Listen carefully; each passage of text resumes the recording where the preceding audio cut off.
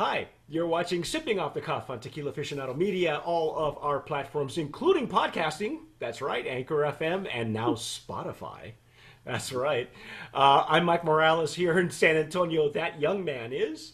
I'm Eric Zandona in Vancouver, Washington. And Eric, we've been at this for a little bit, a couple of weeks, and I'm kind of excited because we had some. I guess you have an in with it's Price Imports, isn't it? Yeah, it's Yeah. Price. So the family name is German. So even though it's not spelled like the typical Price, it's pronounced Price. Okay. So Okay. So this is Miel de Tierra. This is a brand new line for us, although they've been around since what, 2017 or. yeah, something like that. And they're an award winner. That's not what this is. This is really cool. Now, Yeah, I read in their point of sale material that this company, Miel de Tierra, the brand owners are yes. You see the back is a honeycomb. hmm They a portion of the proceeds go to helping preserve the bees in Mexico. yeah. I think that's a really fun thing. It's been a few years now where honeybees all over North America and I think maybe even Europe have been experiencing this big decline, and so they've been putting a portion of their proceeds from the bottle sales into helping preserve native bee populations in Mexico. Excellent, excellent. See, no fences, just our bees mingling with their bees. That's how it works. Yeah, Um, exactly. so this whole line, Miel de Tierra, has some interesting concepts. First of all, this particular one we're going to try tonight is Salmiana. This Yeah, is now, according to the information, and I still have my point of sale material up. The Salmiana is this particular state is from San Luis Potosi, and it is a Joven, so it's wild Salmiana. It takes about 10 years to grow. yeah, And the hand of the maker, this is more of a rustic traditional uh, uh, process, and I think everything you need to know is like right here on the yeah. on the outside. Have you had any of this? Have you tried it? Yeah. I've tried it. I tried a little bit before at an event called Mexico in a Bottle, and I've also I had tried a little bit of it right before we came on. Okay, all right. I have not. The interesting thing is, I told Eric, did you get extra stoppers on yours? And because they sent me like three of these, and I just got one of these that it happens. It happens, folks. In Yeah. fact, it probably happens more in Texas because these are all handmade, Yeah. and they're hand glued. Mm. But it gets really hot out here, especially in the summertime when we get samples, and it's not uncommon that the glue, or if somebody glues a metal to the top here, stuff starts to melt and come off. So that's not uncommon. It happens a lot to us here in Texas. But um, we're going to try tonight the Salmiana. The interesting thing, Eric, that I found about reading this information is that this is 80 proof. This is not your traditional mezcal at a higher proof. Yeah, so I think it's interesting because so the process is very traditional. So in terms of they're using a conical oven, pit oven that they're roasting the agaves in. They're doing wild fermentation or natural fermentation in wood vats, and then doing a copper, Copper still alembic. distillation. Yes. And then at the same time, it's a little bit so that there's that very traditional process. But then to me, it seems a little bit like the choice to bottle it at the 40% is a little bit more trying to have a product more situated to new mezcal drinkers. So people who are new to the category, maybe coming from tequila into mezcal. And so starting at 40%, intensity is a little bit less, but the flavor is still there. So it's, Yes. you know. Yeah, we have a tendency to call these, at least we have in the past, is gateway mezcals, Mhm. and one of the best lines that I've ever had was Scorpion mezcal, and you know, I don't know if you had a chance to talk to Doug, Yeah. um, but you know, Scorpion has made a wonderful line, a complete line, mostly at 80 proof. Hmm. And it doesn't skip a beat. I'm telling you, it was a big brand of promise winner for us. But he does have a traditional line, a Scorpion, I think, and Hmm.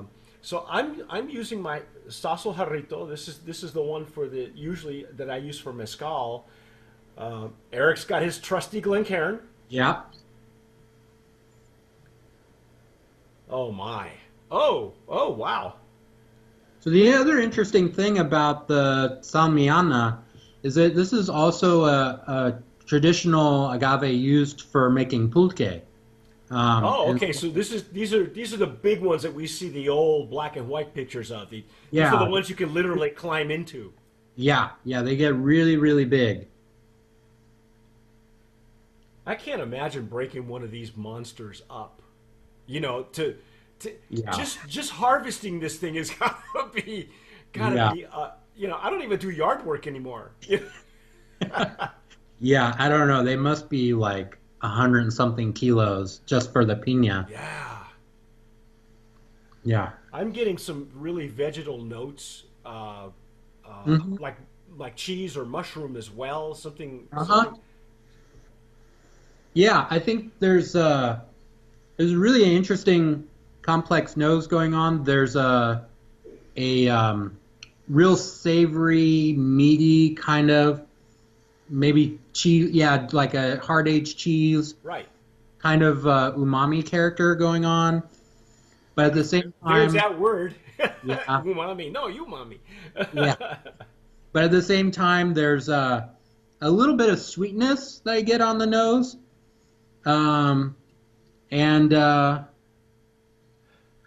just a hint of sort of the vegetal character. It reminds me a little bit of like the pickled carrots, like you find Oh, it. oh yeah. Yeah, it's like a little bit sweet, a little bit vegetal. But see, the funny thing is, for me, when you say pickled carrots, it's a bad. It's not that great. I'll tell you why.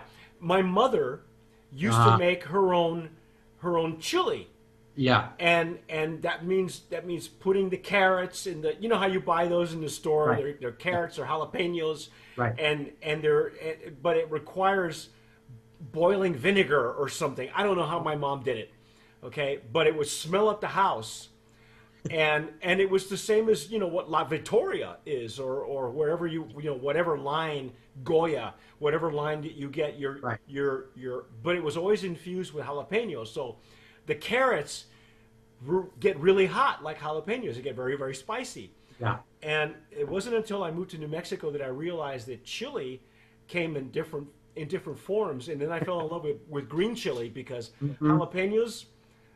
I'm just now acquiring a flavor again for jalapenos. So Right. so when you say pickled carrots, it's like, oh no, wait, no, not chili carrots. No, wait. Yeah, yeah, no. Well, it doesn't have the vinegar, but it reminds me of like it's like soft, kind of sweet, kind of vegetal.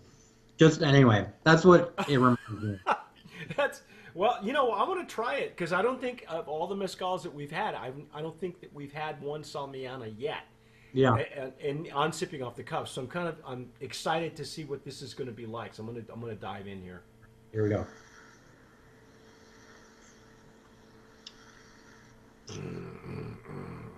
Mm. Mm-hmm. Oh wow! On my retronasal, I can get the smoke. You know, I wasn't getting smoke at all on the nose. Yeah. No, not on the nose. It's really, really faint on the palate. I get a lot of sweetness. And Yes. and still some of that like earthy umami kind of richness, and Yeah, and then on the finish, the smoke starts to show up. Yep, yep. And you're right. This is very rich. Yeah. That's a really good descriptor because there's a lot going on, not just on the nose, but on the intake. It's very well balanced. Wouldn't you say Hmm. that that it's the Yeah. nose and the intake are very balanced? Yeah.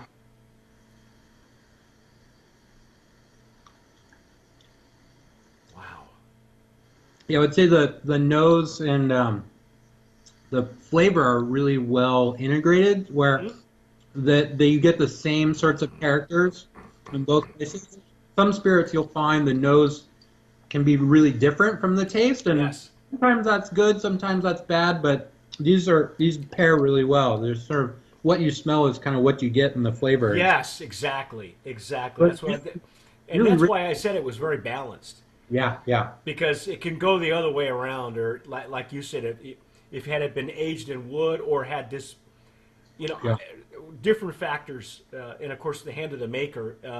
And if Hmm. you are, if people are fans of knowing who that is, the maestro mezcalero is Don Juan Sarur Flores. Hmm. So I've never heard of this gentleman, but he, wow, man, this is now. You remember when you said that this is the same plant that's used for pulque, Yeah, and those plants are enormous. yeah, So it it it makes sense to me that the plant itself would be very meaty. You know what I yeah. mean? There's a lot of fiber. It's been alive for a long time. It's acquired a lot of what is surrounding it in the soil and all that. Um, I honestly, and I'll be honest with you, the only pulque I've ever had has come in a can. Uh-huh. There's like one line that comes in a can, Okay. and I enjoyed it. It's probably not what or what you've had when you were in Oaxaca, Yeah. you know, but I here's the thing. I'm tasting this salmiana and I'm going, wow, I wonder what this tastes like as a pulque. You know what I mean? Because you Yeah. get that sometimes, with tequilas and mezcals. You go, oh, I wonder how this would taste at a higher ABV, or what would it taste like, especially when you have a maestro mezcalero who uses the same techniques but with different plants. Hmm. So um, I. I would really like to know what this tastes like as a pulque, because if it's this flavorful, I mean, obviously pulque doesn't go through any type of Distillation. Right. yeah, Yeah. distillation. So, is it similar? Can you tell Yeah. me? I mean, the obvious like the obvious things that are different, right? There's no smoke character. Um, Pulque is interesting because like the first time I ever had it, it was flavored with some sort of berries or something, Right. and I just, which is a common practice. You'll see it flavored with citrus or berries or mango or whatever. And I wasn't a big fan. I was like, yeah, this is okay. But then when living in Oaxaca, I got to try pulque a few times, and just on its own, I think it's really kind of delicious. It's an odd initial sort of experience because it's so different. It's from beer or wine Right. or anything else like that. It has this like kind of opaque, cloudy, white look to it. I Uh, hear the viscosity is hard to get used to. Yeah, and it's definitely thicker than like a beer or wine, So so that can throw some people off, but I think it's actually really nice. It's really refreshing, um, and yeah, it has. I would say in some ways like the core flavor in terms of like sweetness with a little bit of like richness to it that this mezcal has does sort of carry over from the pulque. So I think it's a really good expression of the plant itself. I am really really enjoying this, and yes, eventually I would like to try this at a much higher ABV, but I think at this point, being what it is a great introduction for somebody who wants Yeah, to experiment with the different plants that are out there, but maybe yeah, doesn't want to go, full on aggressive, right. and This is great too because if you like tequilas and you're interested in some Joven mezcals that aren't very smoky, got a great smooth body. It's got great texture. So it's really nice. Really Yes, nice. I think you'll agree with me. Let's not mince any words right here. Yeah, Brand of Promise nominee. I say so. I think so too. I love I for my first Salmiana, I am very impressed. Yeah. But this is called Miel de Tierra. Now, do you know where people can find this right now? Is it still is in the States? Is it in California? I'm Yeah. sure. You It's know, in California for sure. Um, but outside of that, I'm not sure. okay. I know that they have distribution in some other states, but I don't know where. Okay. Okay. Well, we'll keep us posted on this. But this was our take on Miel de Tierra Salmiana Joven, Mhm. unaged. Yeah. Really, and you know what? I would want to nominate this as Brand of Promise in the Mezcal packaging, especially for the Mhm. tickets. I think it's very colorful. You get all the information that you really need. Hopefully on the sell sheet and Yeah. on the ticket here. But I really I I like I like what they're standing for. I like what they're doing with Mhm. a very stock bottle. I mean, yeah, Yeah. everybody we've seen this bottle before, but I think it's very clever how they've decorated it and used the bee as their logo. So Yeah. uh, I think Price Imports has done a great job bringing us a variety of these. So stick with us because we're going to be experimenting the other two expressions that Price has on this line. So that's our take on Miel de Tierra Salmiana. I'm Mike Morales here in San Antonio. That gentleman over there is. Eric Zandona in Vancouver, Washington. You have been watching Sipping Off the Cuff and listening to Sipping Off the Cuff on all of our platforms. Don't forget, if you're watching us on YouTube, please subscribe or find us on Anchor FM and everywhere else that you listen to podcasts. But whatever you do, tomar sabiamente. Sip wisely.